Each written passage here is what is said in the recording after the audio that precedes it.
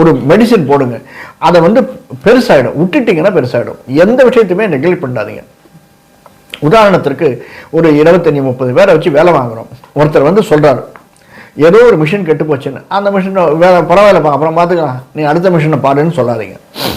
அந்த மாதிரி சின்ன விஷயங்களை நெக்லெக்ட் பண்ணிச்சு, அது பெரிய விஷயத்தை கொண்டு போய் விட்டுரும், பெரிய லாஸை, பெரிய நஷ்டத்தை கொண்டு போய் விட்டுரும். அதை மட்டும் சின்ன விஷயத்தை நெக்லெக்ட் பண்ணவே பண்ணாதீங்க. அது உடல் உபாதையாக இருந்தாலும் சரிதான், மிஷின் சம்மந்தப்பட்டதாக இருந்தாலும் சரிதான், வாழ்க்கை சம்மந்தப்பட்டதாக இருந்தாலும் சரிதான், எஸ்பெஷலி நம்முடைய உறவினர்கள் சம்மந்தப்பட்டதாக இருந்தாலும் சரிதான். உறவினர்கள்கிட்ட ரொம்ப ரொம்ப ரொம்ப ரொம்ப ஜாக்கிரதையாக இருங்க. ரொம்ப கேர்ஃபுல்லாக பேசுங்க. வாயை விட்டுறாதீங்க, வார்த்தையை விட்டுறாதீங்க. ரொம்ப கேர்ஃபுல்லாக இருங்க. அவர்களால் நமக்கு லாபம் ஆகணுமோ இல்லையோ, நம்மால் அவர்கள் லாபம் ஆகணும் நம்மகிட்ட ஒரு உருவிண்டே இருப்பாங்க, நம்ம காலை பிடிச்சுட்டே இருப்பாங்க. அதனால் அவர்களை நெக்லெக்ட் பண்ணாதீங்க. ஆனால் உங்களால் முடிஞ்சதை அவர்களுக்கு செய்யுங்க. தான தர்மம் நிறைய செய்யுங்க. கடகராசிக்காரர்கள் நிச்சயமாக, ஏன்னா குரு ராமர் பிறந்த ராசி, அது ராமர் பிறந்த வீடு கடகராசி.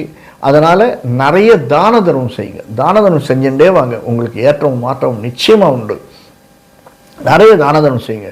மெயினாக இந்த பைரவர் முடிஞ்சதுன்னா பைரவர் கோயிலுக்கு போயிட்டு வாங்க. ஒரு தினம் உங்களுக்கு பைரவர் கோயில் சாத்தியம் அப்படின்னா பைரவர் கோயிலுக்கு போயிட்டு வாங்க. அனுமான் சாலிசா சொல்லுங்கள். ரொம்ப ரொம்ப வீட்டில் அனுமன் சாலிசா போடுங்க.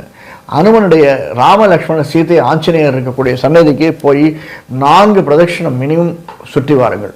சனிக்கிழமையில் ஈவினிங் 7 to 8 அனுமனை வணங்கி வாருங்கள்.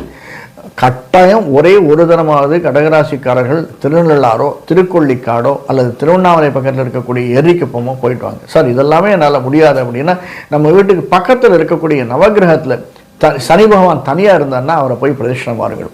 இப்போ ஆதம்பாக்கத்துலேயோ பொழிச்சலூர்லேயோ சில இடங்களில் தனி பகவான் தனியாக சன்னதி இருக்குது. அங்கெல்லாம் போய்